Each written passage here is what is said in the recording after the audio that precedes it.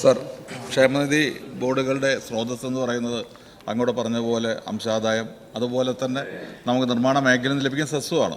Sir, അത് പിരിച്ചെടുക്കുന്ന കാര്യത്തിൽ വേണ്ടത്ര താല്പര്യം കാണിക്കാത്തതുകൊണ്ട് തന്നെ ഇന്ന് ഈ രീതിയിലെല്ലാം ഇന്ന് പെൻഡിങ് ആണ്. ഞാൻ ഓരോന്നായി പറയുന്നില്ല. ഏത് ക്ഷേമനിധി ബോർഡ് എടുത്തു കഴിഞ്ഞാലും അവിടെ കുടിശ്ശികയാണ്.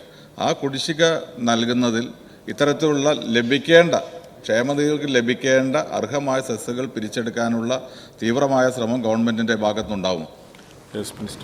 സർ, ഇതിൽ അംഗത്വത്തിൻ്റെ എണ്ണം ഞാൻ നേരത്തെ സൂചിപ്പിച്ചു, 20 ലക്ഷത്തിലധികം വരെയാണ്. സർ, ഇതിൽ ലേബർ ഡിപ്പാർട്ട്മെൻറ്റ് കാര്യമായി അതിന് ശ്രമം നടത്തുന്നുണ്ട്.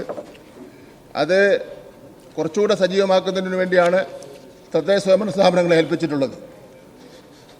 ഇത് നാം എല്ലാവരും ആലോചിക്കേണ്ടതാണ്. തൊഴിലാളി അല്ലാത്ത ആൾക്കാരും ബന്ധപ്പെട്ട ട്രേഡ് യൂണിയൻ്റെ സർട്ടിഫിക്കറ്റോടുകൂടി ഇതിൽ അംഗങ്ങളായിട്ടുണ്ട്. സർ, ഇത് ഏതാണ്ട് 1000-ഓളം വരുന്ന രജിസ്റ്റേർഡ് ട്രേഡ് യൂണിയൻസാണ് അംഗത്വം ലഭിക്കുന്നതിന് വേണ്ടി ഒപ്പിട്ട് കൊടുക്കുന്നത്. അത് നമ്മളെല്ലാവരും ഉണ്ട്. അപ്പോൾ അതുകൊണ്ട് ഇതിനൊരു പരിശോധന നടത്തി അത്തരം ട്രേഡ് യൂണിയൻസിൻ്റെ അംഗീകാരം പിൻവലിക്കുന്നതിനെ സംബന്ധിച്ച് ആലോചിക്കുന്നു.